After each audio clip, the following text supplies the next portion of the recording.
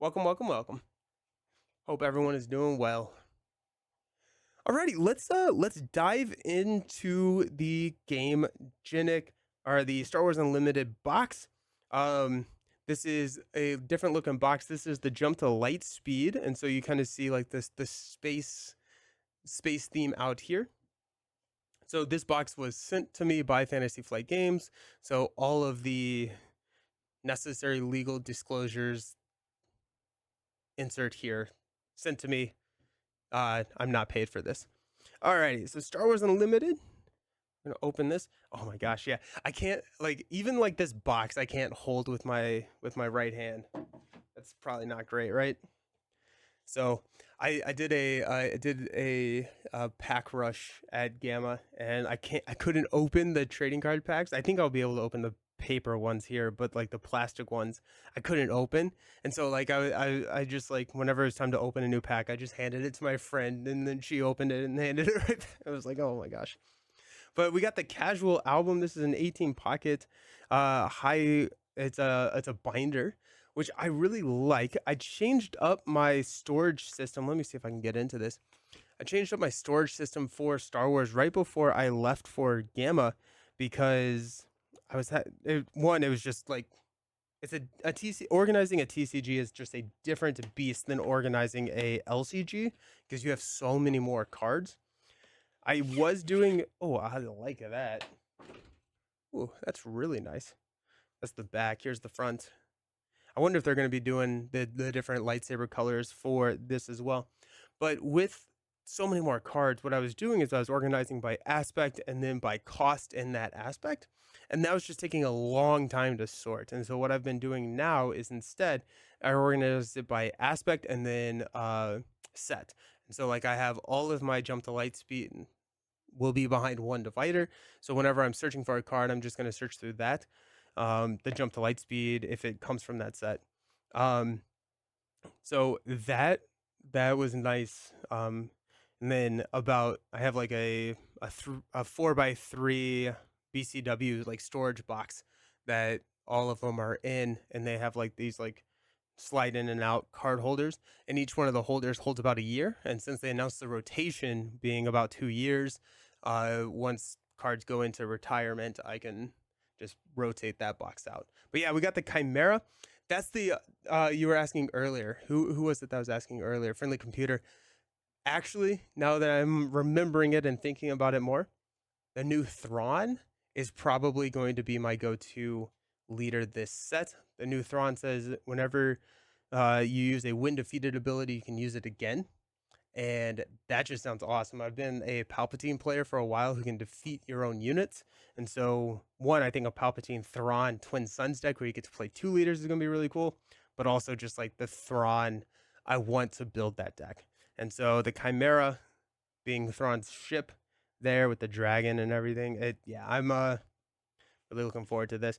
These are the side loading sheets. And so I switched over to my LCGs are stored in something very similar to this. In these sheets, I like these because they fit the sleeved cards and everything. And then we've got, it's insane to me how they put all of this stuff in here. Like the foam core insert is crazy. Alrighty, let's take a look at some stuff. So it looks like we got some mats, we got some packs, a pre-release kit, sleeves, the spotlight decks. And so they're using these spotlight decks instead of the 2-player sets now. And so these contain one deck plus a TCG pack, but they are not as beginner friendly, but more competitive. And so this is a product that you're meant to be able to take out and be okay if you take it to locals directly. So it's just like a very easy step into the hobby. And so these are supposed to be a little bit more competitive. They don't have cards just from Jump to Lightspeed. They have cards from all the sets. So we'll take a look at each one of those. I played Han at last week, which was awesome. These binders to hold the collection ordered by number, which, oh yeah, that's smart. Yeah, that's really smart, where you keep one copy of each card. Nice. And then we got the Premium Tokens Pro. So these are the new tokens. These are different. Where are we going to put this? We're going to put this here. These are the new tokens that from Game Genic. The nice thing about these is that they are double-sided. The initial printing of these, they were only one-sided, but now that they are double-sided, you got like the 5/10s, and then I think it's a 1/3. The initial ones that were released with set 1 were not double-sided. The double-sided is way nicer. So we got shield tokens, we got experience tokens, we've got stat boost minus stat minuses. Got an initiative token there. Game Genic, they're very, very nice. I am happy that they have been reprinted. I think that for a while there you could not get these. Like, they were really, really challenging to find. And so hopefully now they're a little bit easier to get. Nice. I do like how these will stack too. So if you have like multiple bonuses through that, here are your epic action tokens. So after you've used like a leader epic action or your base epic action, you have these. This is just kind of a reminder. I think a lot of people will use that for Sentinel. And then your both base and unit damage. Now they did announce the counter. It's like you attach it to your base and it's like a health counter for the base. I don't think that there's one in here, but those looked really cool. But yeah, the tokens are nice. Tokens are nice. Let's see if we can put those here. And then we're going to pull out a map so everything else looks really pretty. Just the numbers are so small, I have to use a magnifying lens. Oh, for these? Yeah. Oh, the numbers on the cards. Yeah, the numbers on the cards are really, really tiny. Numbers on the cards are really, really tiny. I actually have a super laser blast right here that I just bought from a friend. But yeah, so down in the bottom right-hand corner next to that L, this is 43. Yeah, Gorismo, yeah. I got there eventually. I'm running slow today. I'm running real slow today. But yeah, those yeah, it is challenging to find. I've never pulled a super laser blast. I've opened a stupid amount of set 1. Never pulled a super laser blast, so I bought one off of a friend for my Palpatine duck. But yeah, those are tiny. Let's open a game at I've gotten a lot better at doing things with my left hand. I will tell you that. Like, I'm eating with my left hand. I need to go see somebody for this,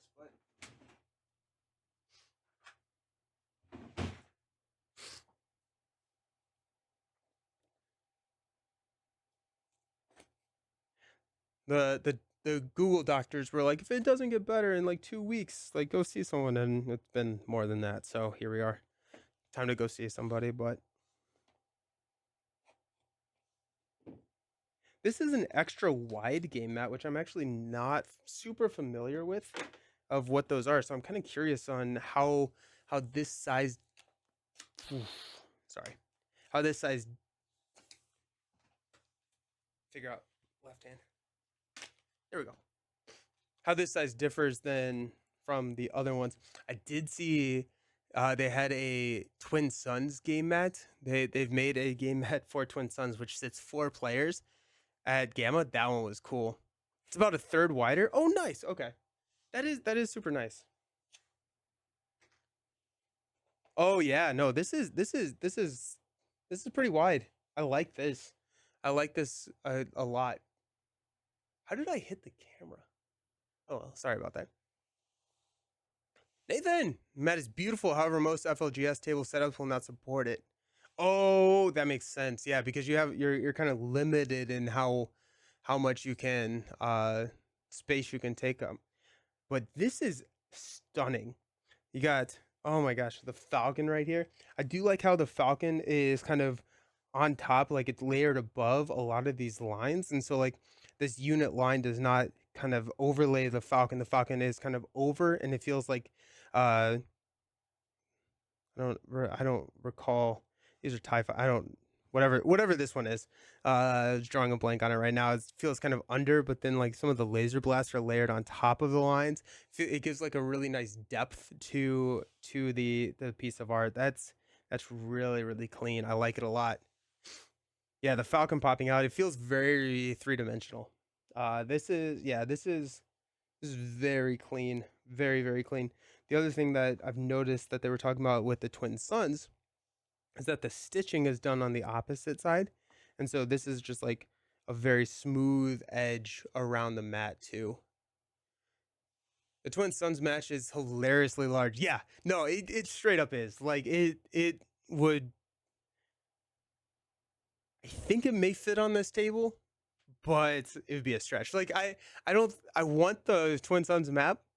I don't think that I have any reason to have the Twin Suns map. I don't think that that is something that's a product for necessarily me to buy. It looks so cool. It does. TIE Interceptor, thank you. Yes. Giant Lasagna, thank you for the subscription. They fly now? Yeah, right. They do fly now. What an iconic uh line. Been flying for a while, buddy. Okay, let's take a look at the other mat to see what the size comparison is here. So this is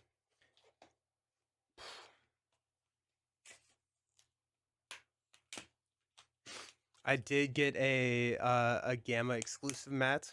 It's in the other room, or else I'd show it. But they have Gamma exclusive mats. That was really pretty. And so this is a standard size map. Yeah, so same height and width, just a little bit wider on the edges. I do like this art. This is not my favorite art that they have done for a game mat. I still really like the colors. I like the initiation of this blast, right? It's not all the way off screen, so it feels like an action shot. But this I like it when there's a little bit more on it, but still the colors here are super pretty. And like this is kind of the size. I'll line this up to the edge to see that's how much bigger the extra wide mat. Yay, a stormtrooper. Woo! Is. So nice. I'm gonna put this here because yeah, no, this art is sick. This art is sick. I'm a big fan of this art. Let's see if we can make the stream setup look cool as we start to open some stuff. Nice. Cool. Very nice. We got some sleeves. So we've got orange saber sleeves. What these are the colors of all the sleeve or all the sabers. So I think we've got pretty much everything at this point. They announced purple. I'm not sure if there is a purple sleeve in here. We got the Akbar sleeves. These are actually some of my favorite. Some of my favorite. It's a trap. I just think that's hilarious. Do you prefer the grids on the map or not? I prefer mats without the grids. Yeah, I don't know. It's just like yeah, just always throughout all games. I like the mats that don't have grids. Though this being on top of the grid, I think is a really cool effect. But yeah, I've just always kind of appreciated the non-grids because it gives me a little bit more flexibility to line up. Like if I'm going full space and my space is over here, I may need a little bit more room, and so I will like on this map move my base and leader over a little bit so that it gives me a little bit more space if I don't need this side on or as much space on the ground in the ground unit. That being said, like the extra wide map, there's a lot of space there, but I guess you can do it. I just like for me, if my base and leader are not right here, if it's moved over a little bit, it feels weird and I don't like it. So you got Han Solo. Han Solo. So these are the art sleeves. Probably what I will sleeve the spotlight deck in, and then the Boba. New Boba. We got a lot of Boba Fett's in this game. So the new Boba is the other spotlight deck next to the Han. So those are cool. I do really like the the new Spotlight deck idea. I think the 2-player starter decks, now that we have 3 of those, that's enough products for a lot of people to just kind of get into the game. And I like the idea of having a product that is a easier entrance into the competitive side of the game rather than the let's have fun side of the game, which you can have fun and competitive. I don't know what I'm saying. Yeah. Got the soft crate.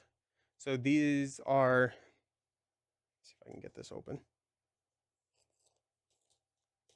I need to have someone come help me with the stream and just open everything for me. There we go. Nice. Okay. So this is a deck box which you can hold. So your deck goes here, and then all your ooh, I do like that. That's the art on this map. All the deck box or all the tokens can come in here. So all of these fit in here, and then you have this slide right there into that slot. Deck fits there. You can have that. So it's a nice little art. I was kind of expecting Boba to be on this side, but it looks like it's just a Han and a Falcon. Nice. I did also see they have the Game Genic, like, more luxurious deck boxes. They put out some for Twin Suns, which look really cool. Brant! Just needed to ask. Could you have driven there? You just needed to ask, Nelson. Could have driven there in 10. Oh, yeah, right. I should have thought of it. I'm sorry. Nice. I think there's a separate. Oh, there's the second Boba. That makes sense. Cool. Nice. How you doing, Brant? How was the event? I heard really good things about the Agents of Shield event at the portal. I heard it got a shout out on the FFG live stream too. That was fun to hear. Let's open up a spotlight deck. So we got Boba and we got Han. Which one do we want to open up first? We got some booster packs which we'll open. Event was awesome. I'm so glad to hear that, man. That's awesome. Let's do Boba. Alrighty. I think Boba is going to be a pretty decent hero or pretty decent leader this set. I think he's got the potential to be pretty strong. The nice thing about this is it does come with a booster pack, so we will open that here in a second. It comes with all of your damage counters there. I think the previous 2-player decks and everything came with like a mat. It does not look like this comes with that, which you don't really need. And then somehow somehow you're supposed to get the cards out of here. Sorry to hear about your hand injury. I'm working and listening. Thank you. I appreciate it. Yeah, it's dumb. It's just like, oh no. I think he's gonna be really good in yellow as another triple dark raid deck. Dude, I hate triple dark. Well, no, I hate getting triple dark raided. Also, I'm going to Con of Heroes. Nice, that's awesome. I'm excited. Yeah, I will be at Con of Heroes as well. Looking forward to that. It'll be here before we know it. That's gonna be crazy. I'm really excited you're gonna be able to make it. Alrighty, let's pop these guys open. We got Boba Fett, which is the aggression villainy. I'm gonna say kind of special unit here. Boba Fett. Look at there. I've enjoyed the art through all the sets, and I think that the art has gotten even better this set. So I'm pretty happy with all the art this set. But Boba Fett says whenever you deal non-combat damage, and there's a lot of cards that are going to be doing indirect damage, which is a new mechanic in this set. You may exhaust this leader. If you do deal 1 indirect damage to a player, that player assigns, and then indirect damage is whenever you assign indirect damage to your opponent, the opponent gets to determine where that damage gets applied, whether it be a base or a unit. It's annoying, and this just adds to it. They have a epic action, which is when the leader deploys. And so, as a epic action, if you control 6 or more resources, you can choose to deploy this leader or deploy this leader on a vehicle as a pilot upgrade. So you can deploy this leader directly into the ground unit as a 4/7. No effect at all. So, but you get a 4/7 on a deploy for 6. Not too bad. But if you attach it to a vehicle, let's just grab a vehicle.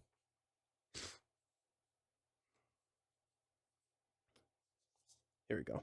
So the Zygerian Starhopper, if you had this out, if you had 6 resources, you could attach this as a attachment to the vehicle.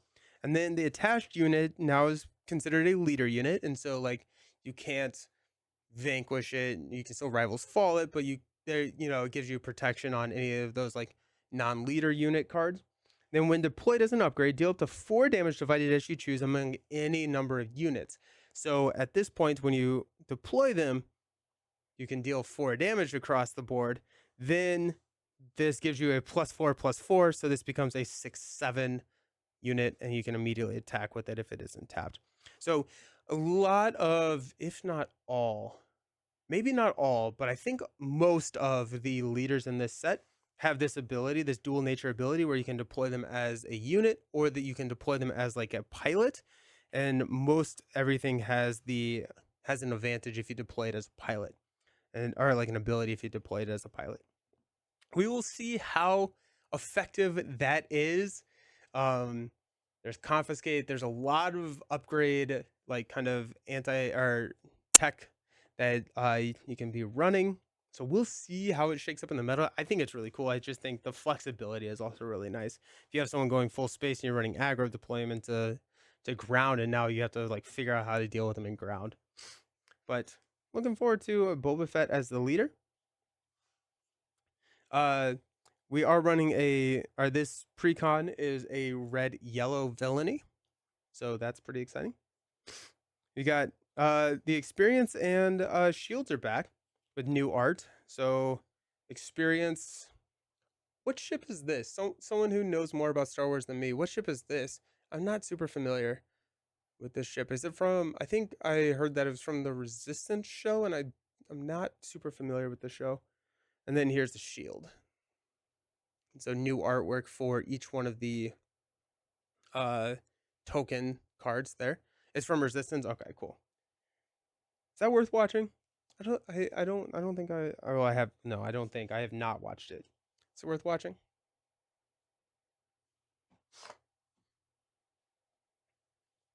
We got a First Order Stormtrooper. There are special cards in these precons as well. Special cards meaning that they only come in the precon, but you do get a full playset. That being said, this is not one of those special cards. I don't know why I said that at this point, but First Order Stormtrooper is a 1-drop 2/1 on attack. When defeated, deal 1 indirect damage to each player. So whenever you attack with this, they assign a damage. You can exhaust that Boba Fett to assign a second damage. It's annoying. That's the Fireball. Okay, cool. Nice. That's a fun name for a ship. It was okay, not the greatest. Alrighty. So these are 2/1s. You get get 3 of those. Got Allegiant General Pride. When indirect damage is dealt to a unit, you may defeat a non-unique upgrade on it. So that's just kind of a always-on ability. He's a 2/3 for a 2-drop. On attack, if you have the initiative, deal 2 indirect damage to a player. Again, that's non-combat damage, so we can exhaust Boba Fett to increase that to 3. You get 1 drop of the one guy there. It's Kaz's racer ship, which is in this. Oh, cool. Oh, that's fun. That's really fun. Nice. Kaz. They just announced Kaz. I think. I don't quite remember what he does. What I was saying earlier about some of the cards, not all the cards are just from Jump to Lightspeed. So this is a Shadow of the Republic. That can't be right? No. Twilight. Shadows of the whatever. This is from set 1, which I am completely drawing a blank on right now. Shadow whatever. But you can see that down in the bottom right. We are talking about the numbers earlier, so this is actually printed with a different set number. But the first Legion Snow Trooper, when attacking a damaged unit, it gets +2 in Overwhelm, meaning that Spark of the Rebellion. Thank you. My mind was stuck on Shadow, but yeah. So 2-drop, 2/3, which is nice. But if you're attacking a damaged unit, which Boba Fett's all about, assigning that damage out, then it becomes a 4/3 with Overwhelm, which is a lot more annoying to deal with. So that's a fun card, and this is where you start to see kind of a lot more of the synergy, and like in the deck showing up. Our jump to Lightspeed Zagarian Starhopper, 2-cost Cunning Villainy 2/3. When defeated, deal 2 indirect damage to a player, and then Boba Fett increases that to 3. This is our first space unit. Yeah, it's annoying. That additional damage is so annoying. I played Han Solo versus Boba, and it just keeps adding up, and like just like that indirect damage, because it's like depending on your deck and how you're running it, do you want to put it on your units? You can assign it to the base. If you're running aggro, do you just go to the base to keep your units alive? It's a very interesting decision. But we got a TIE Bomber. This is a 2/0 attack 4. On attack, deal 3 indirect damage to the defending player. That's interesting. That's actually really annoying. A 2-drop in space with 4 health. The indirect damage is kind of interesting here because they get to assign it, but it's effectively 4 damage on turn 2, a turn 1 drop, dealing 4 damage, and it's robust. There's not a ton of stuff that can take out the TIE Bomber in one go on before it's able to attack. So that's kind of interesting. We got Fifth Brother. This is also from Spark of the Rebellion, not Shadows over Resistance or whatever I was trying to say. This is my Grand Inquisitor. I really like the Grand Inquisitor, but Fifth Brother, 3-drop, 2/4. Unit gains raid 1 for each damage on him, meaning that if he has 2 damage, he's actually attacking for 4. And what I like about the Inquisitor is you can deal damage to a unit with, I think it's 3 or less power, which is this Fifth Brother, and ready them. But then the Fifth Brother is going to be attacking for more. Then you may deal 1 damage to this unit and 1 damage to another ground unit. That is non-combat damage, and so that Boba Fett leader can increase that even more. I like Fifth Brother, Seventh Sister, Grand Inquisitor. Like, that deck is a lot of fun. I ended up just deconstructing that deck, because it just wasn't the top tier, but I had a lot of fun with that. Got the Elite P-38 Starfighter. Ooh, when played, when defeated, deal 1 damage to a unit. 3-cost, 3/2. Nice.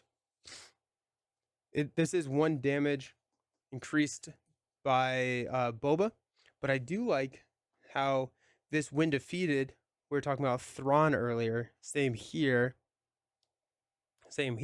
Any of those when defeated, Thrawn can trigger again.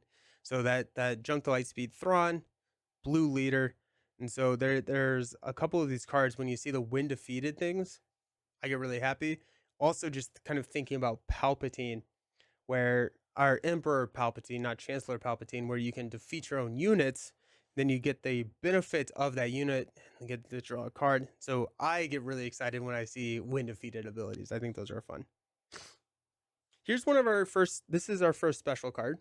So this you're only going to be able to find in this pack, or they've actually started adding these special cards that you can only get in the Spotlight decks into the hollow spots of the packs.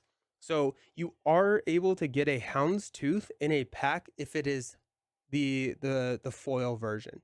So that is another way that you can get these special cards, which I think is a really cool way to do. So you got the Houndstooth, which is a 3-cost 4/3. Geez, okay. While attacking an exhausted unit that did not enter play this phase, this unit deals combat damage before the defender. See, that just feels good. Um, yeah, that just feels a 4/3 drop on 3, and then you're able to effectively shoot first on things. Feels really good against an aggro matchup, right? Aggro is gonna just be going to the base. You can just clean up. That 4 attack, yeah, that just seems really solid. I don't play a lot of cunning. But I feel like, yeah, I feel like Django likes that. I feel like, yeah, I feel like that feels pretty solid. We got another special card. This is Bosk. This is one of our pilots. So he can be played for 4 into the ground arena. On attack, exhaust the defender and deal 1 damage to it if it's a unit, 4/4, or you can pay the piloting cost, which I don't know how well that is actually focusing there. But the piloting cost is 2 cunning villainy instead of 4 cunning villainy. You can attach it to a vehicle, and then the attached unit gains on attack, exhaust the defender, and deal 1 damage to it. And so, if you have like Houndstooth, oh, that's really cool. Okay, so check this out. If you attach Boss to Houndstooth, you gain this on attack where you exhaust the defender and deal 1 damage to it. And so the on attack triggers before the attack goes through. And so when attacking an exhausted unit that did not enter play this phase, I'm like pretty sure the way that this works, if you have Boss piloting the Houndstooth, you attack, you exhaust the unit, then you get to deal damage first. So you're attacking at a 6. That's pretty cool. Well, it's effectively a 7. Yeah, that just feels like cleanup city. Bosk is nice. I like that. And it only comes out on 2. And so the Houndstooth, if you're able to drop him on turn 2, turn 3, you can drop a Bosk and another 2 drop. But the Hound, yeah. That I think that synergizes with that.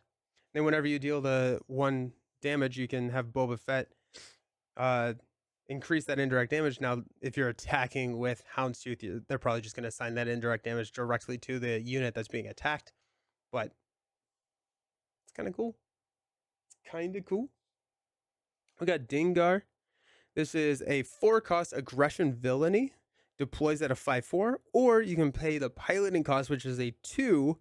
Then the attached unit gains +1 power, +2 health, and on attack, deal 2 indirect damage to that player. This unit is attached to an underworld unit, deal 3 damage instead. Cool stuff. Yeah, I like the flexibility of the pilots. I think that's really cool. And we'll see how that upgrade hate with confiscate, aggression, all those cards that can defeat attachments. The pilots are attachments, and so that's my only hesitation with some of these pilots. We'll see how they shake up. We're getting another copy of Fett's Fire Spray. This is one of our special cards. So 4 cost just aggression, so this is not locked to cunning. Do we have 2 Fett's Fire Sprays? Or do we just have like 900 Millennium Falcons? And I'm thinking that we have more Fett's Fire Sprays. I know we have at least 1 from set 1. This is a 4/4/4. When played on attack, deal 1 indirect damage to a player. If you control Boba Fett, deal 2 instead. That's cool. So, if you control Boba Fett as a unit or a leader, whenever you play or on attack, you're dealing 2. If you're using this Boba Fett, it's actually 3 indirect damage. That's pretty solid. A 4 for a 4/4 is not super great, but throw Dingar as a pilot on Fett's Fire Spray, and now we're talking. Oh geez, that's annoying. So if you throw Dingar on Fett's Fire Spray as a pilot with the Boba Fett leader, whenever Fett's Fire Spray attacks, it deals its power, which is 4, plus 5 indirect damage, 6 indirect damage. So it just like it snowballs so very quickly. That's pretty cool. Boba Fett seems sick. IG 2000. It's a 4-cost 3/4 overwhelm. When played, deal 1 damage to to each up to 3 units, aka the TIE Fighter Battle Droid Destroyer. But now that 1 damage, you get the synergy with the First Legion Stormtrooper, Boba Fett. I'm liking how this is. I'm really liking these pilot ship combos. Yeah, they feel really fun. And then also, if you have a situation where, like, you know what, Dingar, I actually just need something in ground arena. Just play him into the ground arena. It's a really fun choice that you're going to have to make, and I think that's exciting.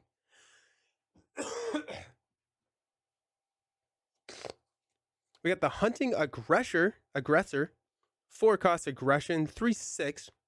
Indirect damage you deal to opponents is increased by 1. That's annoying. 4 for 3/6. I don't love it. But I do like if you're building around that indirect damage, that that can get really annoying really quickly. Like Boba Fett's already doing 2. So yeah. So that's interesting. I like it. Got the Imperial Interceptor, which is something that we saw in set 1. When played, deal 3 damage to a space unit, non-combat damage.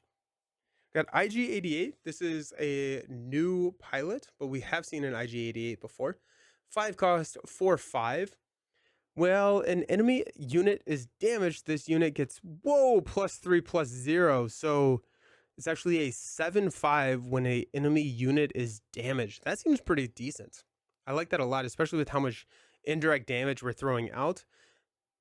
Plus, if you know that there is the threat of IG-88 coming out with a 7 attack, you may be wanting to throw a lot of that indirect damage onto your base, which feels pretty good as the Boba Fett player. It does have a piloting, so as a 2-cost, you can deploy it onto a vehicle. And then they get, while an enemy unit is damaged, the vehicle gets +3/+0, so it becomes a +3/+3. So I like the IG-88 a lot. It's also really interesting, now that I'm thinking about it, to throw pilots onto the TIE Bomber, which has that 0 attack.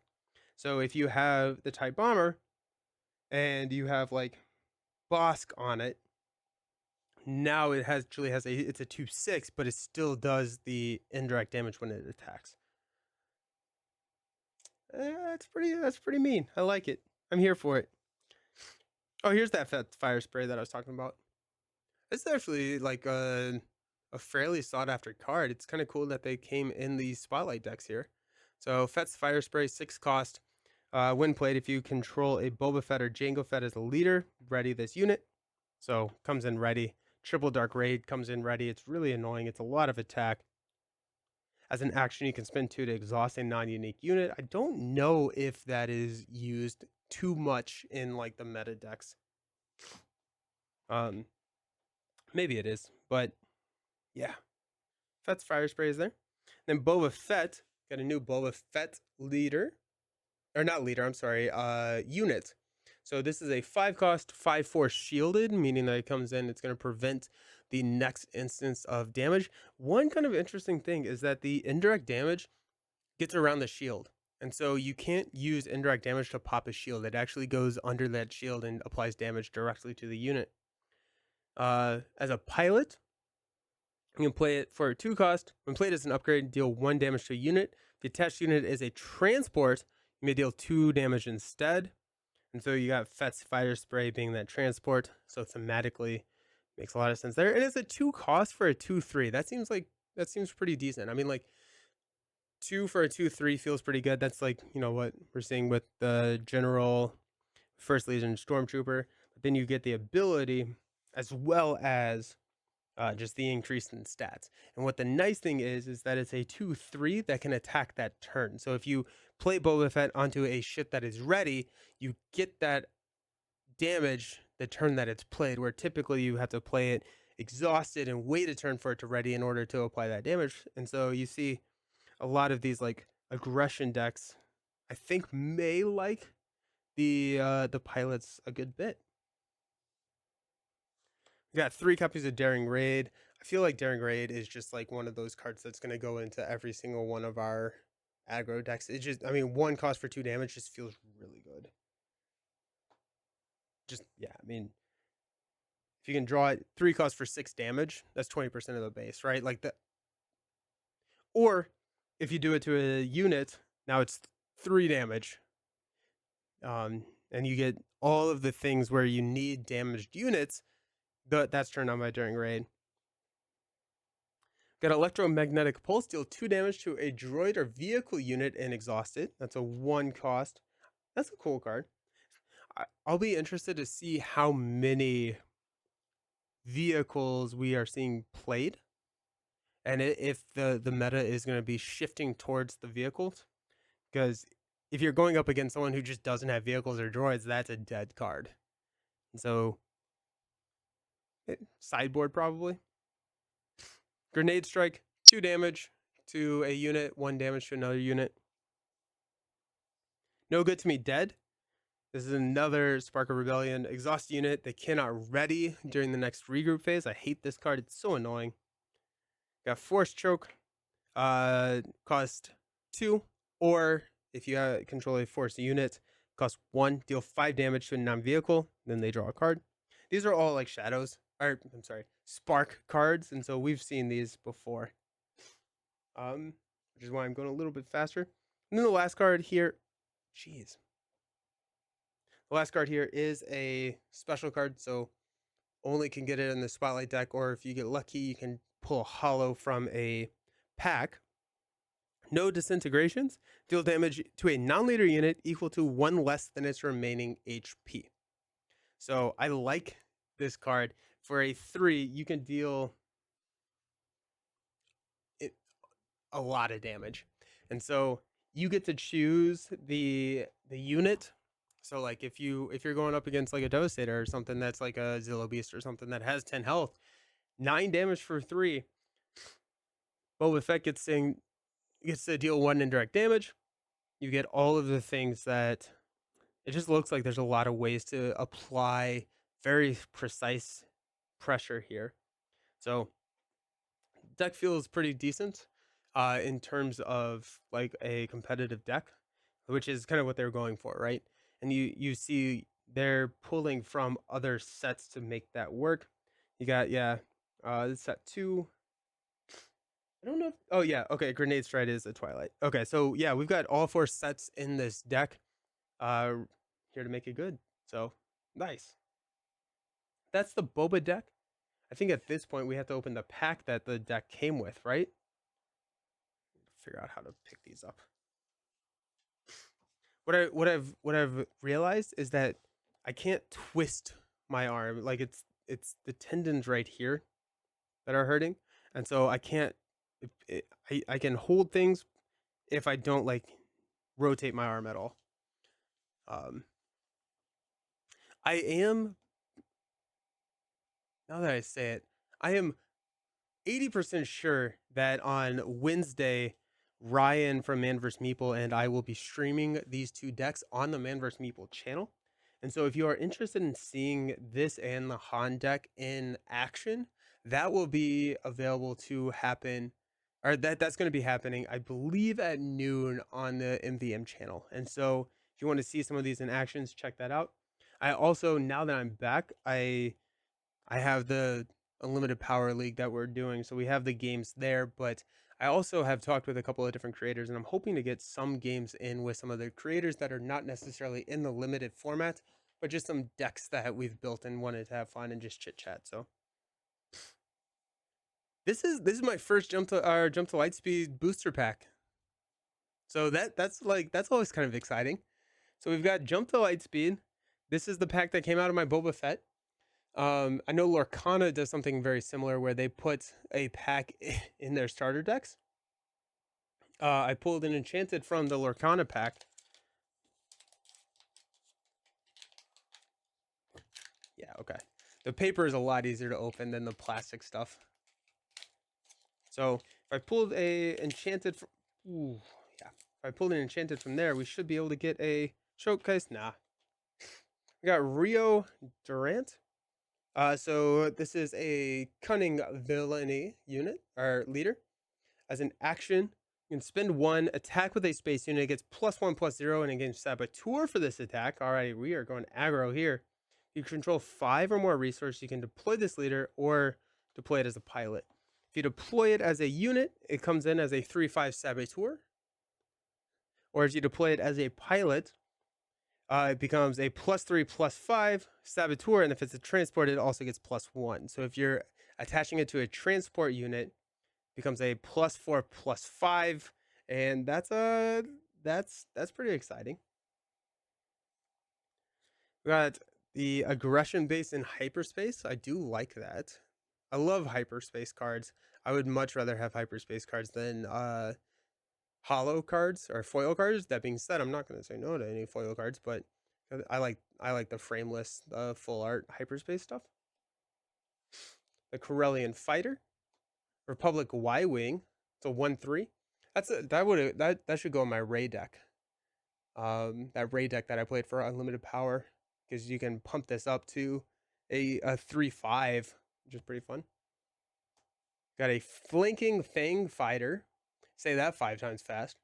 2/3. If you control another fighter unit, it gains raid 2. And I am pretty sure that the the TIE fighters, they would have. Well, that was about to be a very dumb sentence. I'm pretty sure the TIE fighters are fighters. But I think that the TIE fighter tokens that are coming in this set are fighter traded.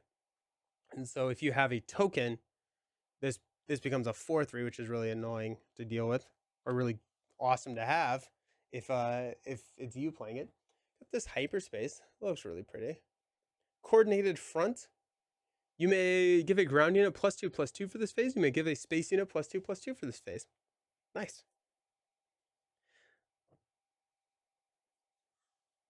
The Red Squadron Y-Ring. On attack, deal 3 indirect damage to the defending player. This 2...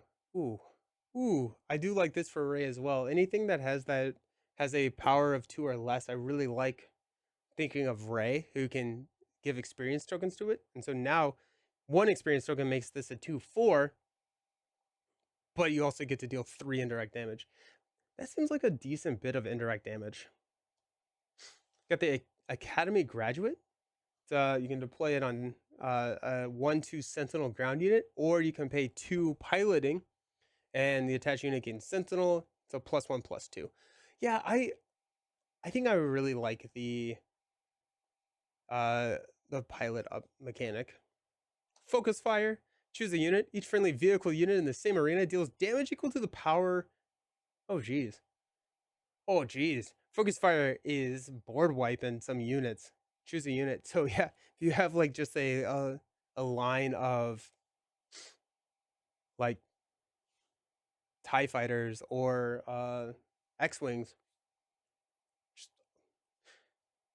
Exodia obliterate right there. Determined recruit. It's a 3/1 for 2, or you can pilot it for 2, and then it becomes a 3/3/+1. That I kind of like the determined recruit. You pilot it, put it on like a Dawn Interceptor or something like that. That's pretty cool. Where you could, if you have a Sentinel unit or something that is, high health Sentinel, give it +3 attack. Ooh, that's pretty mean. There's just so many cool like combos and everything that you can do with these pilots. Giving you unit -5/-5 for this phase out of the airlock. Leia survives it. Heartless Tactics, exhausting unit, give it -2/-0 for this phase. Then it has 0 power. It isn't a leader. You may return it to its owner's hand. Feels so very conditional. But -2/-0 for this phase. Has 0 power and is not a leader. You can return it to its owner's hand. Alright. Banshee. 5 cost. Vigilance Villainy 4/5. On attack, you can deal damage to a unit equal to the amount of damage on this unit. Ooh, Kira coming back into mind. Kira. Yeah. Interesting. I kind of like that. That's kind of interesting. Deal damage to a unit equal, and it does not have to be a space unit. So this being in space, you can start picking off some of your opponent's ground units. it has a pilot that increases its health a lot, I mean, like this can get pretty mean pretty quickly. Interesting. Maybe it's a little slow. A 5-drop, so 4/5, and then you have to somehow get it damaged. Cure deploys on 5 or 6, but Cure will damage the Banshee by itself. I don't know. That's pretty fun. Okay, we got a 2-cost Command Jark Yeager, 2/3, solid. Piloting. You can play this while you control a ground unit and a space unit. It gains Sentinel. It's a +2/+2. All right, that's cool. Got a rare, the Invisible Hand. When played, when this unit completes an attack, so that wording there means that it needs to survive the attack. It's a 6/6/6. Oops.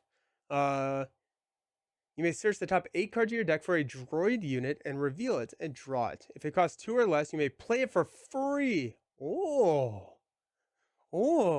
that's fun. I like that. Okay, so this feels very Vader-ish, right? Like Vader from set 1 where the ambush, go find a villainy unit that cost and play the units. Except like this is not just a win played, this is win played and when they complete an attack. Like that can be a significant amount of tempo. If you're running just a lot of droids, a lot of low level droids, even if you're not running a lot, you're searching 8 cards, which is a lot of your deck to find something. So that seems pretty good. 6 for a 6/6 isn't great, but you do get another unit on the table. And you can do it just every single turn, every single time it's attacking. Interesting. I wonder if the Eric Yeager is a pun off of Chuck Yeager, the pilot who broke the sound barrier. Ooh. Yeah, I hope so. I hope so. That'd be cool. And then our hollow, whoa, we got a hollow Luke. That's very exciting. So hollow Luke, hollow rare, like that. Ooh, so it's a 2-cost command heroism unit, 3/2, or you can play it as a pilot for 3 costs. So it's a little bit more expensive if you pay it as a pilot. If this upgrade would be defeated, you may instead move him to the ground arena as a unit and exhaust him. And so if this is, that's fun. So if the unit would be defeated, or the upgrade would be defeated unit as well, you get to just play him as a free 3/2. He's a +3/+2. I like this card. I think this is really cool. I feel like this is a decent bit of value. If you're able to drop like a turn 1 like red squadron and play turn 2 here, swing in for 4, this gets destroyed, then Luke comes over here. That feels pretty good. Because he's piloting a snow speeder, that's fun. Yeah. And then attach a lightsaber to him? Yes, let's go. General's Blade or something like that. Yeah, I mean like there's a lot of, yeah, that's cool. That's cool. I like that a lot. I feel like that's a lot of value for a 3 because you're gonna get both the stat boost as well as a unit eventually. That's cool.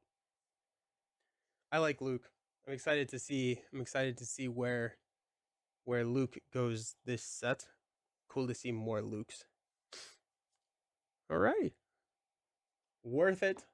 Alrighty. We're gonna open up the Han Solo deck now. Includes 1 Jump to Lightspeed booster pack. Han Solo is gonna be all about odd number cards. It's pretty fun.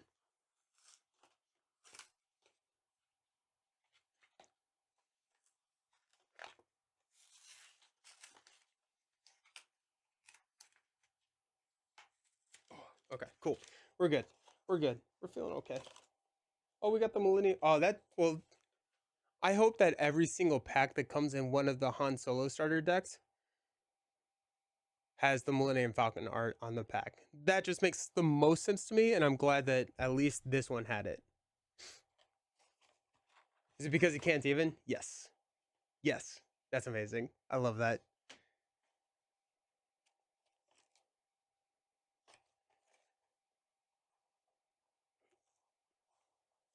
They have some really cool new rare bases this set. So rare bases are things that have some sort of game altering ability, typically at the cost or uh, addition of some hit points. Kind of the most famous one, I think, right now is probably still Energy Conversion Lab. That's 25 health, and you can give a unit ambush once per game. Tarkin Town is also pretty prevalent in the meta, where it's a 25 health base where you can deal 3 damage to a damaged unit. But you're getting bases now, like we have a colorless base. Usually the base unlocks another aspect that you can play. We have a colorless base that I think gives you 34 health, and so you get 4 additional health. You have bases where your deck size is reduced. I think that's a 27 health base. Your deck size is reduced by 5 cards. You get more health, but you draw less cards in your opening hand.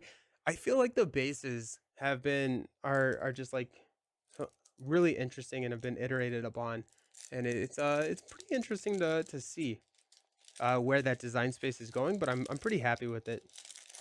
There's one where your minimum deck space is increased by 10 cards. I think that's for 4 health. I don't think that one's really worth it, but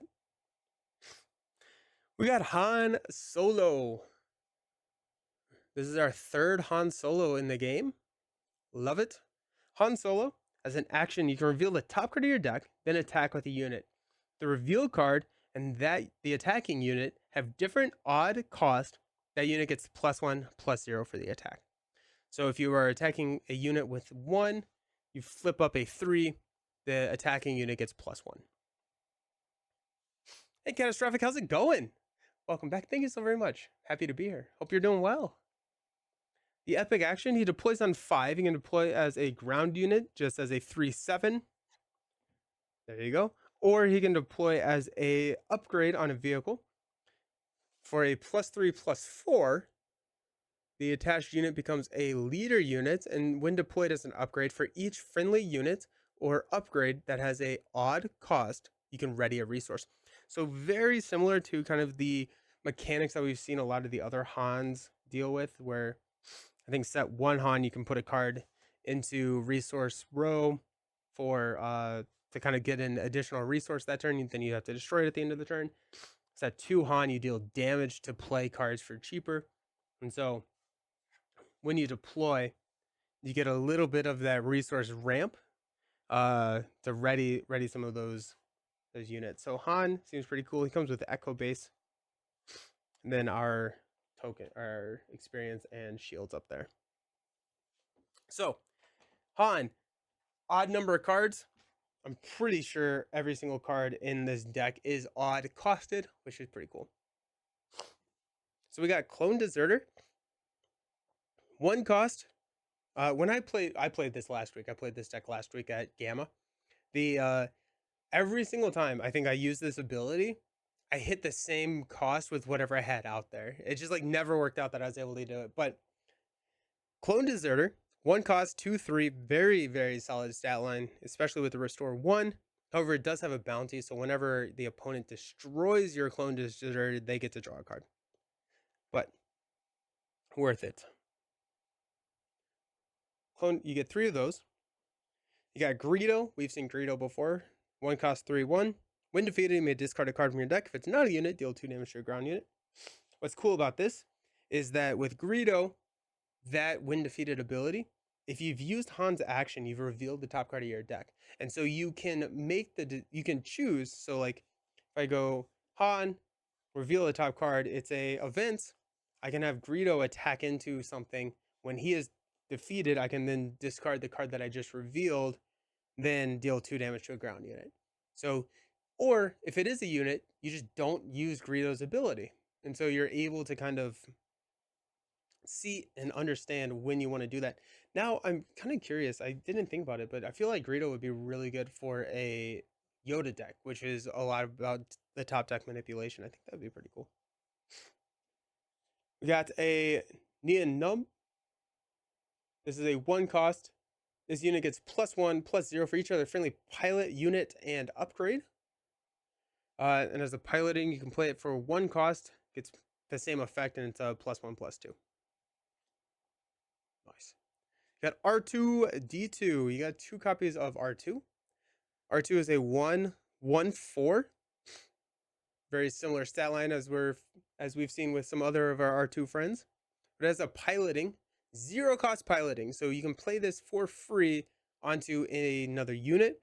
It gets +1/+1, and then it gains the ability that can have another pilot. Typically, you can only have 1 pilot of a ship, but R2 can be deployed, and you can attach a second pilot onto the ship.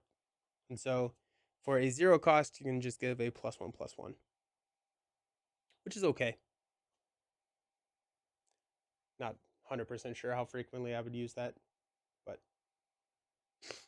got the Dagger Squadron Pilot, 2/1, or a piloting. You can play it as a 1 cost for a +2/+1.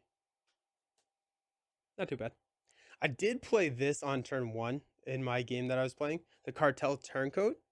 1 cost, 2/3, with a bounty to draw a card. So whenever your opponent takes it out, they get to draw a card. But if you throw a pilot onto this, it gets way more challenging to take out. So I threw out a Cartel Turncoat, and then I think I played an R2 on it, which made it a 3/4. I may have put something else on it, but then because you're playing this on turn 1, like it's going to take a lot of resources to put damage, or to put enough resources into taking this out to get the bounty, and you also have more resources. So if you wanted to attach one of these other pilots onto it, you can, and then it becomes like a 4/4. You attach a Dagger Squadron Pilot onto it, and so like that's a dangerous turn 1 play. And the downside is slightly mitigated because it's going to be way harder to destroy. Got Wolfpack Escort. This is one of our last set cards. 1 cost, 2/1. When played, you may return a non-leader, non-vehicle unit to its owner's hand. We got Akbar. It's a trap. Love this in my Captain Rex deck. Akbar, yeah. So he's a 3 cost, 1/4. Restore 1 when played. You get to deal damage equal to the number of units you control in its arena. Cool stuff. Hu Yang. This card is, I think, maybe not even deceptively good. This card is good. So it's a turn 2 drop, 2/4, but when played, you get to choose another friendly unit. They get +2/+2 while Hu Yang is in play, which can be just so annoying because you have to take out Hu Yang, or if you choose this Cartel Turncoat with an R2D2 on it, it was a 3/4. Now it's a 5/7 on turn 2 until you take out Hu Yang, and Hu Yang has 4 health, which is harder to take out, and you probably want to be dealing with the 5/7 on the board. And so Hu Yang, yeah, big fan. Got a Leia Organa. This is jump to Lightspeed card. 3 cost, 3/4, restore 1. When played, you can attack you may attack with a pilot unit or upgrade with a pilot unit on it. Gets +1 and restore 1 for the attack. Very thematic, very similar to how we've seen Leia, like the leader, exhaust attack with 2 units. Very much a pressure, like we're putting pressure on our opponent. And Leia, 1, giving restore, but also whenever you play it, 3/4, fairly decent stat line. But you get that tempo, probably able to claim initiative because you play, attack, you're out of actions, go claim initiative, and you get, that tempo going into turn 3. Got Ezra. When this unit completes an attack, look at the top card of your deck. You can play it, discard it, or leave it at the top card of your deck. Han Solo synergizes pretty well there. So if you reveal the top card of your deck, you kind of know what it is. Ezra can either play it or deal with like mitigating it, right? If you top deck an R2, you don't really want it, Ezra can ditch it, and so you can just get down to the next card that you do need. Boshek. 3 cost, 3/4. It's a piloting cost, which is 2. Discard 2 cards from your deck. When you play this as an upgrade, return each of those cards with an odd cost to your hand. That seems really good for Han.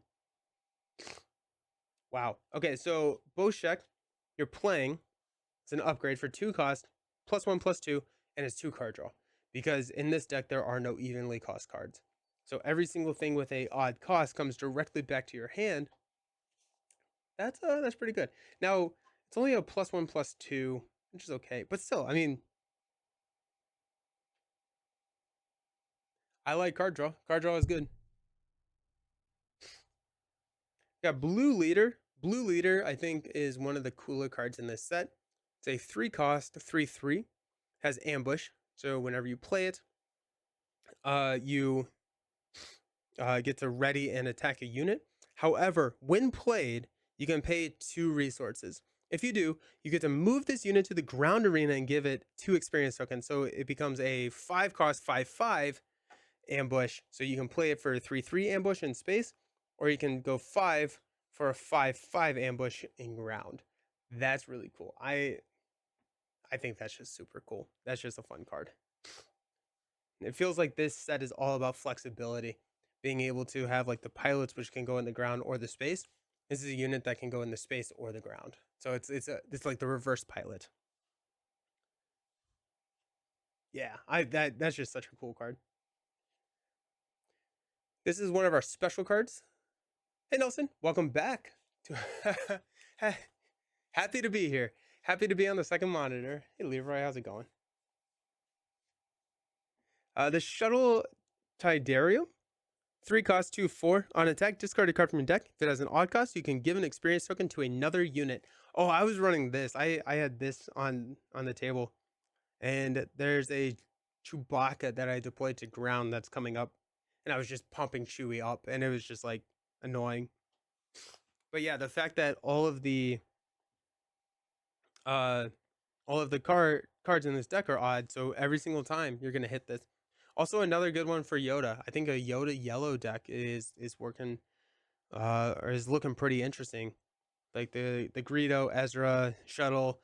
You get a lot of these things that can work. I'm running a Yoda blue, just a mono blue deck, which I'm enjoying, but Yoda yellow be fun.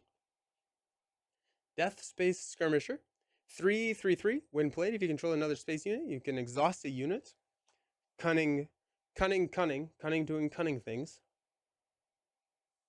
We got another Millennium Falcon. I think that this is the 4th Falcon. I think we've gotten one every single set. But this is a 3-cost, 3/4. You can deploy 1 additional pilot on this unit, and it gets +1/+0 for each pilot on it. Oh, that's kind of fun. Okay, so now we have to theorycraft a little bit. You got Millennium Falcon, which is a 3/4. You can have 1 additional pilot on it. R2 goes onto it, and you can have additional pilot on the unit. So now it becomes a 5/5 because it's getting +1/+0 for every pilot on it. And then if you throw just like another pilot, which you can just go a squadron pilot here, we'll go up to a 8/6, and then if you do another one, it would be a 11/7. You get an 11/7 for the cost of 3, 4, 5 resources. Nian and Lando, yeah. Have we seen? I haven't seen Lando yet, so hopefully we'll see Lando. Nian gets +1 for each other friendly pilot upgrade. Oh yeah, oh yeah. Okay, so you go here, R2, Nian. This is getting +2, 3. Oh, that's insane. I love that. He's got to be a pilot at some point. Yeah, he does. Yeah, he does. So R2 on the Falcon takes it to a 5/5. Nian on it takes it to a 6, 7, 8, 8/7. That's crazy. That's insane. And you can do that on turn 4. Now you have to have the cards to do it, and like you're playing cards at 0, you're running out of cards in your hand, but interesting. And then they play Waylay and it bounces, and then you're dead. And that's why I'm a little hesitant on all of these pilot upgrades. Because if you do this crazy Voltron Millennium Falcon, they can pay the same 3 cost and waylay it and bounce it right back to your hand, and you're out the upgrades. Or Confiscate, which is a 1-cost colorless card to destroy a pilot. That's my biggest concern about the pilots. That being said, if you just play enough of them, they only have 3 waylays in the deck. So, like, maybe. Here's that Chewy that I was talking about. So, Chewy, 5 cost, deployment to a ground. He's a 5/6. Cannot be defeated or returned to hand by enemy card abilities. Or you can play him as a 3 cost pilot to attach him and gain the same ability, so that this unit cannot be defeated or returned to hand by enemy card abilities, and it's a 3/3, additional 3/3. And so play Falcon, drop Chewy on the Falcon the next turn. Now the Falcon's at a 7/7 and can't be waylaid. Throw an R2 or throw a Neum on it. Yeah, that's just cool. I do think that the way that everything works, R2 cannot be the 3rd pilot, because I think you have to have R2 attached before you can attach another pilot onto the vehicle. Chewy is one of the special cards, so we do get 3 copies of him. We got a Cody. Nice. I love Cody. Cody's a 5/4/4, overwhelm, and then coordinate. So if you have 3 or more units, you unlock the ability where every other friendly unit gets +1/+1 and gains overwhelm. Love it in the Rex deck. Got the Mandalorian. This is a double yellow. But what's cool here is that the piloting cost is only a single cunning. And so if you're playing this, it's a 5 cost. If you're playing it directly with this precon, it's actually a 7 cost card, because you have to pay the 2 aspect penalty for not having 2 yellows on your cards. When played as a unit, exhaust up to 2 ground units. Probably not worth a 7 cost. You're going double cunning.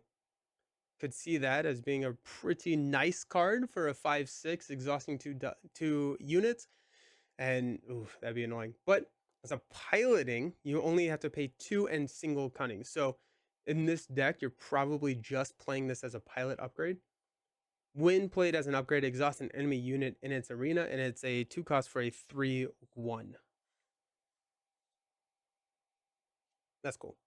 Tandem assault, attack with a space unit. If you do, attack with a ground unit, and that ground unit gets +2/+0 for the attack. Nice. Got shoot first, which we've seen. Oh, hey, there's the waylay. Got 3 copies of waylay. So send those pilots to the discard pile, and the vehicle's right back to the hand. It probably just means that we're not going to see like Voltron stuff. But like, I think the pilots are still worth it, but it's probably not worth trying to get 3 pilots onto the Falcon, because it can be canceled just by a waylay. We got Never Tell Me the Odds. This is one of the special cards. Discard 3 cards from an opponent's deck and 3 cards from your deck. Deal damage to a unit equal to the number of cards with an odd cost discarded this way. Interesting. It is deal damage to a unit. It's okay, I guess. If it was deal to a base, that would be that'd be disgustingly good. But you know you're hitting minimum 3, because everything in this deck is a odd cost.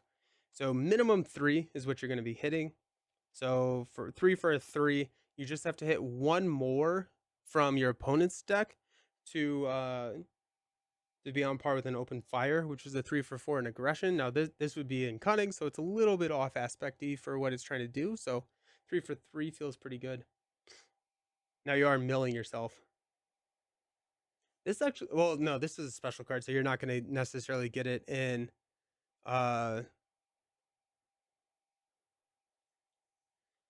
in a draft.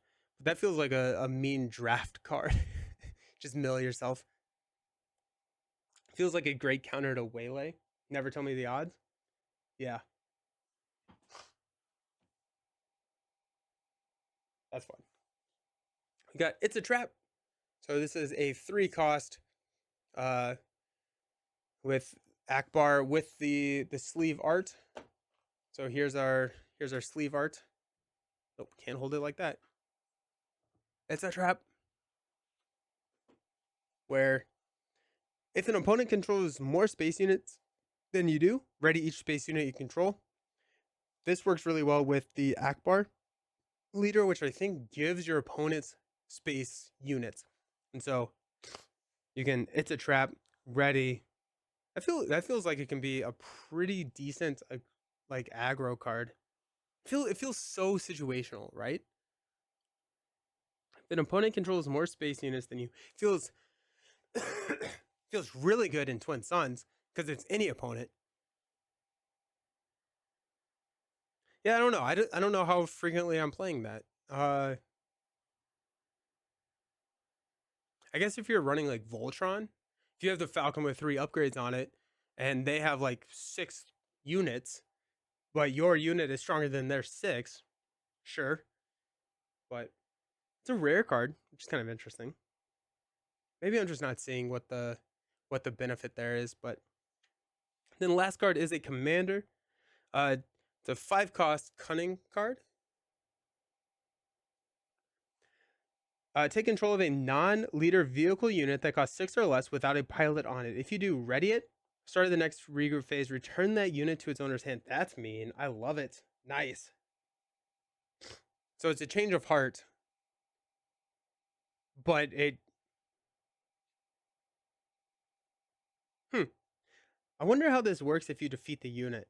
So like, if I take control of another non-leader vehicle unit, if I take control of the Falcon, readies it, I attack with it. What if I then the Falcon dies in the attack, or what if I then like use Palpatine and kill it? Does it go back to its hand, or is it destroyed at that point? Either way, cool stuff. This feels like a fun Twin Suns deck as well, card as well. I like it. Cunning is mean. Cunning is just mean. Taking all your cards.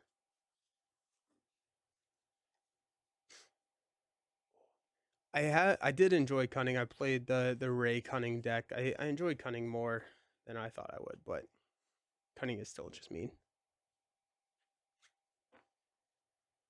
So that's a Han. I think the Boba deck feels slightly stronger. But I'm not 100% sure. Boba, it feels really good. That indirect damage just feels like it just adds up. But the Han deck, I mean, has some really decent cards in it. I could see it being pretty competitive. And that was the goal of these products, is to make them competitive. So that's nice. All right, let's open our showcase. In the second Jump to Lightspeed, Millennium Falcon. Seems like a fun deck. Yeah, absolutely.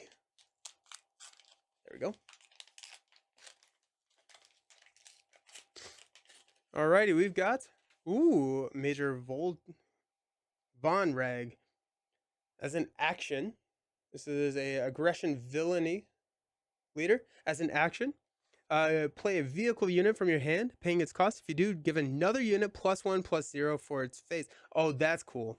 Alrighty, so you're playing a vehicle unit and you get a bonus. He's also from resistance. Okay, nice. Okay, that's good to know. Then he deploys on 4, so we got aggro. You got another 4-drop leader. So thinking high aggro here. You can deploy this leader. Has a 2/5. No super intriguing stats. Or you can deploy him as a pilot, which is probably what you're going to be doing for a 3/3 leader unit. I mean, give another unit in this arena +1/+0 for this phase. That's cool.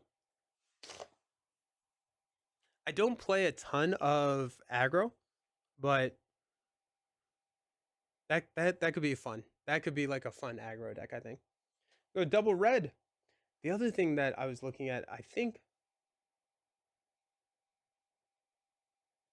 I think a double red Boba. This Boba would be a lot of fun. Blade Squadron B ring. 3/3. If another player controls 3 or more exhausted unit, gives a shield token to the unit. Seems very situational. Jedi Light Cruiser 667. Alrighty. Electromagnetic Pulse. We've seen this. I think this is in the Boba deck. Deal 2 damage to a droid or vehicle unit and exhaust it. System Shock. Defeat a non-leader upgrade attached to a unit. If you do, deal 1 damage to that unit. So 1 cost pilot tech. See that's so yeah, it's just like cool. We just played this awesome pilot and he's dead. Now if it's Chewie, he's not, because Chewie gives him that, that resistance and everything, which is pretty cool. 5-4 or 4-7. I'm not the biggest fan of a 5-4 4-7. Throw a leader on it, maybe. Tandem Assault, we saw that. Rebellious Hammerhead, 6-4 or 5-7. When played, you may deal damage to a unit equal to the number of cards in your hand. Finally, Cassian is gonna get some love. Cassian draws cards, so red, white. Royal Security Fighter, 2-2 grit. Now, okay, so that's interesting because a 2-2 grit is not super exciting to me, mainly because when it's going to be kind of hard to get 1 damage onto a unit, so it becomes like a 3-1. But if it has a pilot on it, you're going to have more health, and so that grit gets a little bit more interesting, right? If you have a pilot that gives it +3 health, now you're looking at like a 2-5 with grit, and it's a way easier to get damage onto a 2-5 without destroying it than a 2-2. Interesting. All right. Hey, check this out. We got the Country Patrollers. When played, create a TIE Fighter token. So, throw 2. TIE Fighter token is a 1-1. I haven't seen any of the TIE Fighter tokens. Curious where. I assume they're in the packs. Assume they're on the back of the bases like the other ones were, but I've just seen Experience and Shield so far. Page Tico. 2 cost 3-2. Or you can pay a 2 cost piloting. Attach unit gains on attack, give an experience token to this unit, then deal 1 damage to it. Okay. So okay. So it becomes a +2/+2. Oh, this is your combo here, right? So Royal Security Fighter, you throw 2 on it. So now it's a 4/4. Give an experience token to this unit on attack, becomes a 5/5. Deal a damage to it, becomes a 6/4 because you're dealing damage and hitting the grit. That's cool. That's really fun. I like that a lot. Oh, that's quick and mean. Alrighty, nice. We got Boshek, which we've seen before. Another copy of Blue Leader, which we've seen before. The Seasoned Fleet Admiral. 2 cost, 1/4, raid 1, meaning that he attacks for 2. When an opponent draws 1 or more cards during the action phase, you can give an experience token to a unit. This is the playmat art that I got. It's gorgeous. It's stunning. The colors in it are just really, really solid. Nice. Then we got another holo rare. Look at that. Another holo rare from the Spotlight deck. So Admiral Yularen, 3 cost, 1/5. When played, choose Grit, Restore 1, Sentinel, or Shielded. While this unit is in play, each friendly vehicle unit gains the chosen keyword. Fascinating. Okay, so you play this and all of your, while it's just in play, all of your friendly vehicle units either gain Shielded, Restore 1, Sentinel, or Grit. That's cool. Interesting. That's so flexible. No, 1/5 is kind of annoying. It doesn't do too much for it. Restore 1 for blue is pretty solid. You can just kind of like play that control. Grit is really interesting. Sentinel, you can play control. Shielded, sure. That's a cool card. There's a lot of flexibility in this set. A lot of options that you can choose. That's really, I like that. Can't believe we got 2 holo rares. That's pretty fun. Nice pack. Let's open some more packs. That's, I think, what we got left in the box. Open a couple more. for my wrist absolutely kills me for trying to do more. But let's open the pre-release kit. So the pre-release kit is something that you'll get if you go to a pre-release event. This is going to be your sealed. So you're going to get 6 packs in here, build a deck, play, and have some fun. I think the pre-release event that I'm going to is on the 11th. Hey, Canadian, how's it going? How's life? I think it's on the 11th. No pain, no gain. Yeah. And so it's a little bit before they actually come out, but it comes with all your damage and everything like that. Then it comes with, let's see, the special art cards, which are typically the ones from the 2-player, the Spotlight decks, but just like with a hollow treatment or a hyperspace treatment. Not bad. Have a work trip coming up, end of week. So it's a bit of a stressful period. I got you. Yeah. Hopefully the trip goes well.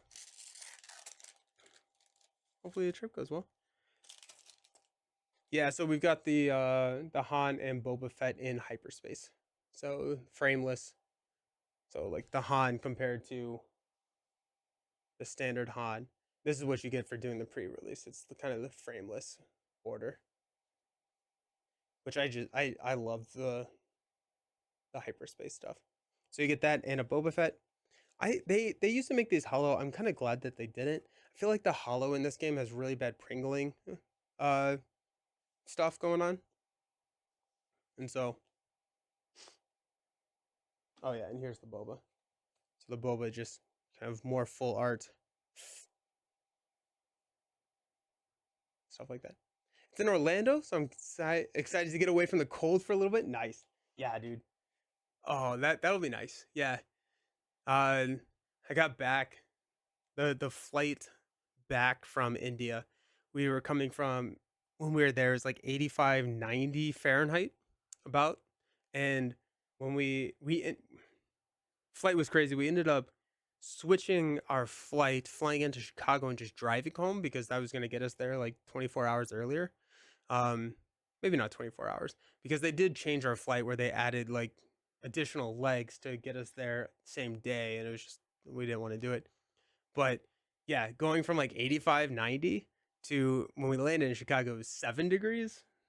Not worth it. But I'm excited that you are going to be able to get away from the cold because it is definitely worth it.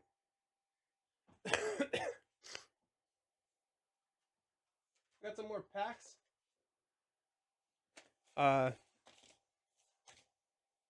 did we open? We opened a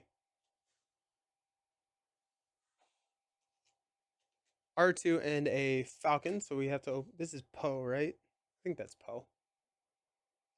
Someone tell me that that's not Poe.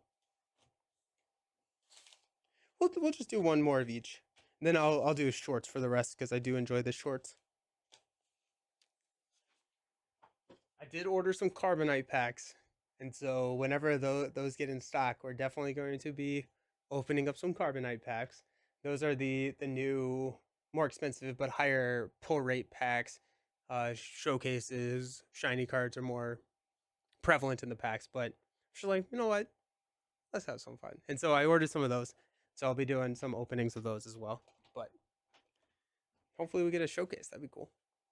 They did up the legendary drop rate in Jump to Lightspeed. So I think it was a 1 in 8 pack. Now it's a 1 in 5, which I'm very happy with, right? Like, I don't buy this game to sell, but I do buy the game to play. And so having easier access to some of the legendaries, I think, is a really fun change. So we got R2. Have you been playing a lot of Unlimited? I like the Han art on this much more than... Oh, yeah, this is much better than the original art that they got. Yeah, I've been playing a decent bit. Having a lot of fun with it. I think it's a really, really fun game. But yeah, Han is better than the OG Han. I think the art in this set is very good. Especially, which is impressive because most of the like leader art is just them sitting in a cockpit, which I feel like is challenging to illustrate. We got a wedge. So this is a command heroism. You can play a card from your hand using piloting. It costs 1 less. I think the piloting, yeah, piloting is attaching a pilot to a vehicle. And then if you control 5, you can choose to deploy. He comes in as a 3/6 vanilla, or you can attach him to a vehicle.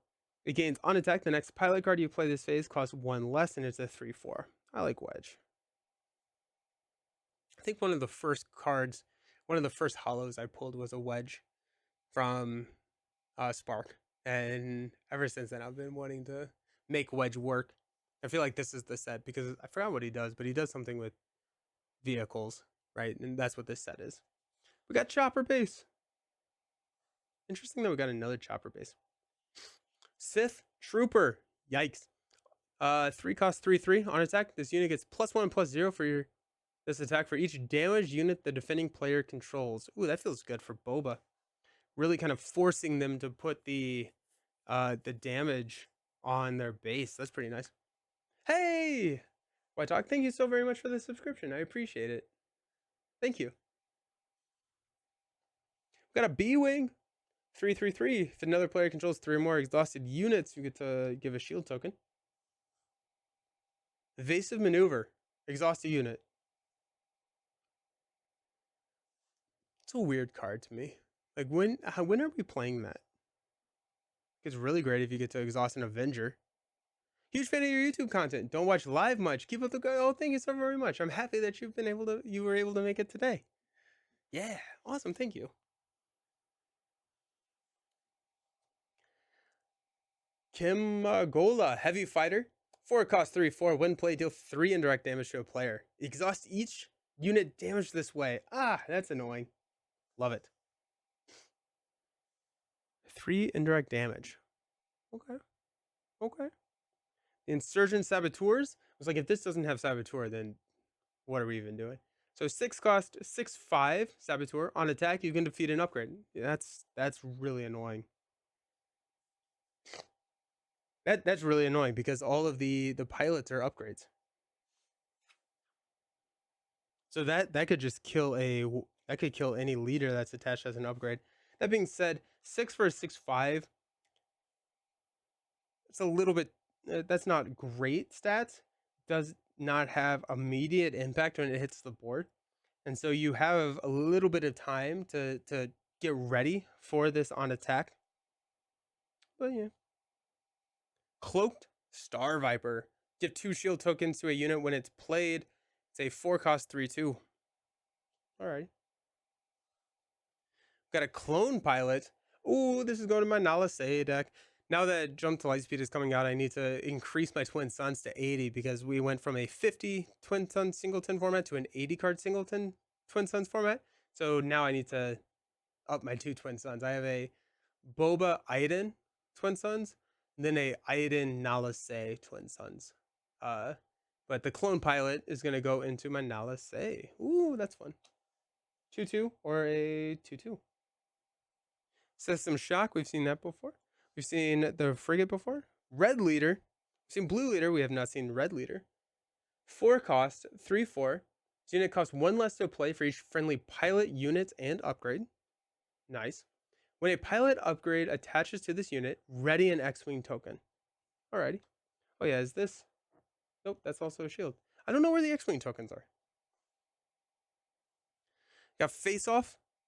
If no player has taken the initiative this phase, you may ready an enemy unit. If you do, ready a friendly unit in the same arena. Interesting. That feels really good if you're able to like ready a token unit. So like if you have even this actually. Well, now you're playing 9, but paying 9 for something. But yeah. So if you're able to, yeah, I like it. I like it. Got another page, which we've seen. Got the Corporate Defense Shuttle. It's a 2 cost 3/5. This unit cannot attack. That's kind of fascinating. I guess you have to give a Sentinel somehow. I guess. I wonder if there's a upgrade that gives it Sentinel. Like there are upgrades that give it Sentinel, but I wonder if there's a pilot that gives it Sentinel.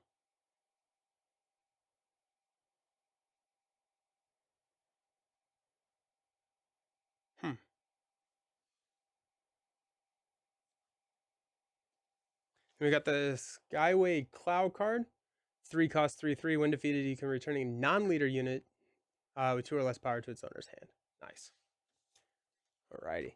Let's see what's in that Falcon. I'm curious because like it feels like every single set, one of these packs feels lucky. I'm curious what it's gonna be. There's Admiral Akbar. We were talking about him earlier. As an action, you can spend 1 exhausting non-leader unit. If you do, its controller creates a X-Wing token. So where we were talking about, it's a trap where you trigger it off of if they have more space units than you. If you're spending 1 to exhaust like an Avenger, give them an X-Wing token, which is a 2/2. I don't know how that's gonna work. That feels not super great to me, but we'll see. Control 6 or more resources to deploy this leader. So this is a leader that is not a pilot. On attack, you can exhaust a ground unit. If you do, its controller creates a X-Wing token. It's a 3/8 on 6. I don't know. Like you can exhaust your own stuff.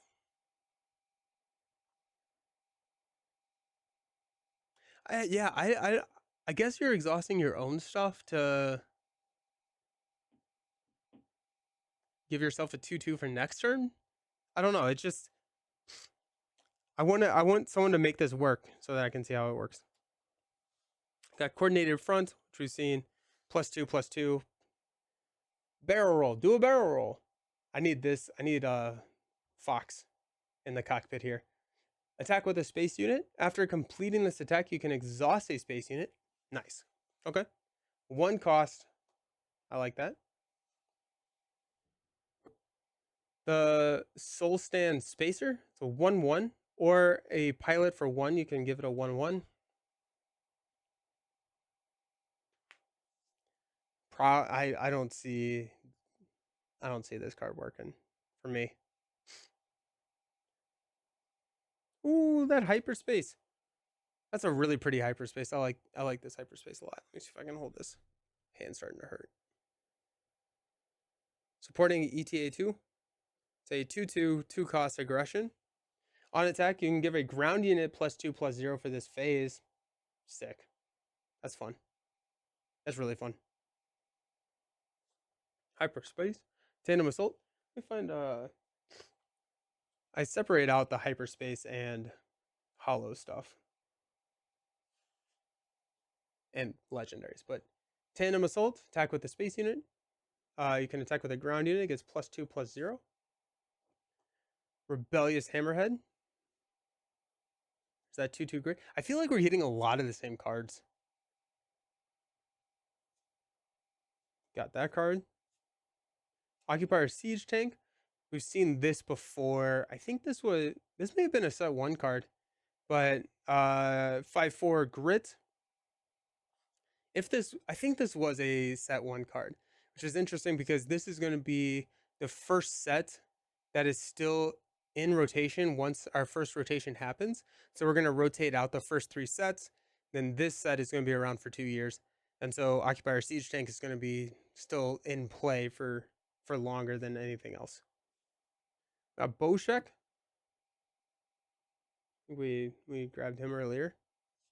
Blue Leader. Still think that's such a cool card. War Juggernaut. Alrighty, so this is a 6 cost 3/7.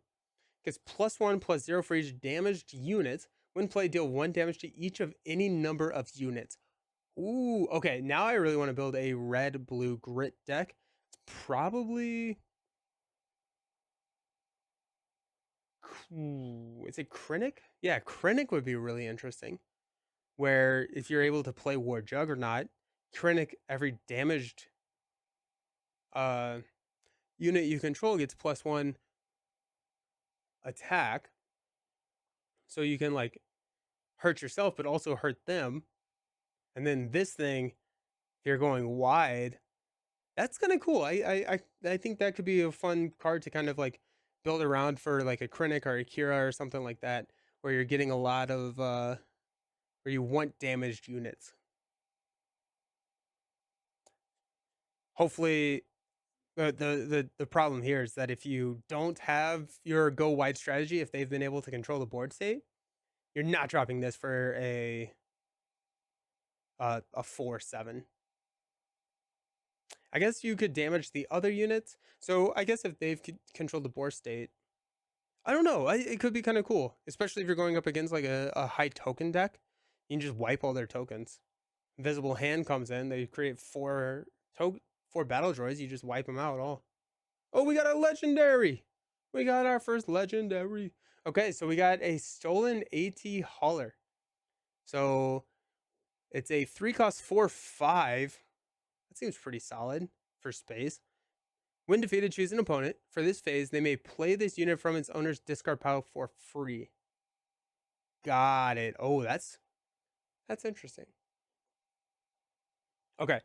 So, So a 4/5 on turn 2. Very solid stat line. Very, very good, right? Could be a really nice aggro card. They play it for free though. Once they defeat it, I guess what you'll have to do is somehow defeat this unit after they have claimed initiative, because then they don't have any actions to play the card. So if you can time it right, that would be really interesting. I mean, still 3/4 for 3, plus you throw pilots on it, but then they vanquish it, and well, vanquish is at a 5, so I mean, like, you're looking at pretty significant output before they're able to just destroy it. Power of the Dark Side could mess with it, but you can tech against Power of the Dark Side. I don't know. It's interesting. It's pretty interesting. 4/5 for 3 is very solid. And we've got a Onyx Squadron Brute. When defeated, heal 2 damage from a base. It's a 2/3. Yeah. So this is a Thrawn card. One of the leaders that I'm really excited to build for this set is Thrawn. So he gets to reactivate when defeated abilities. So this 2 cost, or this 2 heal from a base becomes 4 heal from a base.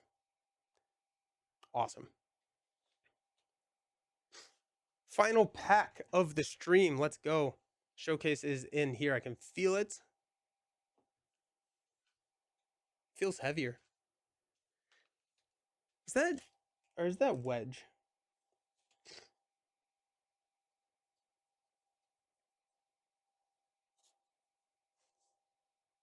No, I think that is Poe. I think the red helmet, because that looks like a black one color scheme. So I'm guessing that's Poe.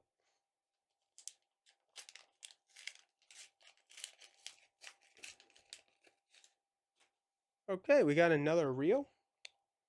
This is the aggro. Mos Eisley. Man, look at all that. Look at that hive of scum and villainy. Oof. Surprised this doesn't have the villainy tag on it. Looks like Poe. Yeah, cool. Got Diversion. Give a unit Sentinel for this phase. It's a 1 cost.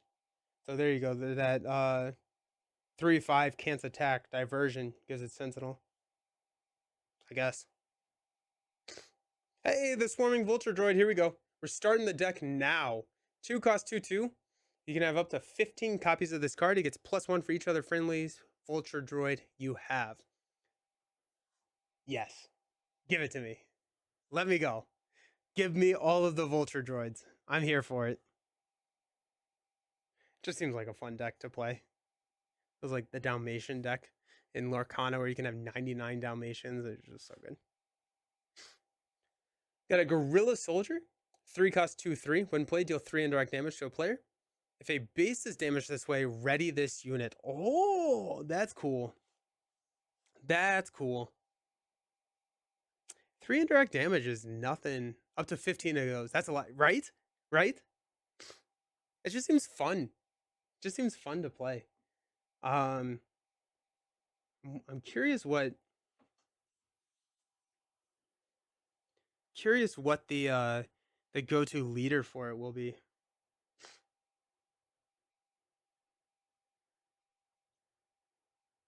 I feel like Rio could be pretty good for him,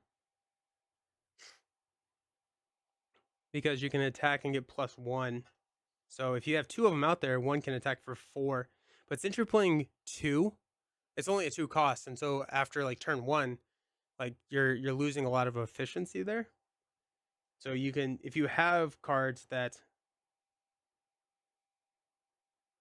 sorry, my mind went, what about Ray? I feel like Ray could be really fun with Swarming Vultures because Ray can give an experience token to a unit with power 2 or less. Oh, but once you play 1, you can't Ray them anymore. Separatist droid vehicle fighter. I don't know. There's a build out there. I'm just not 100% sure what it is yet. I'm trying to figure out what a leader it would be.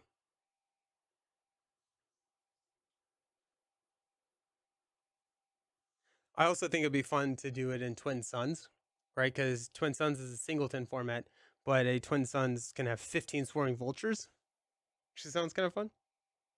Hey, we got a hyperspace diversion. Prototype TIE Advanced. 3 cost, 4/3 in space. Pretty solid. District Commando. Say 2/2. When defeated, give a unit -1/-1 for this phase. Cool. Then Thrawn doubles that up. Thrawn's blue. That's why I keep all the when defeated, but also the blue cards. Got the Eager Escort Fighter. 4/1 ambush. Interesting. It's a weird stat line. 4/1.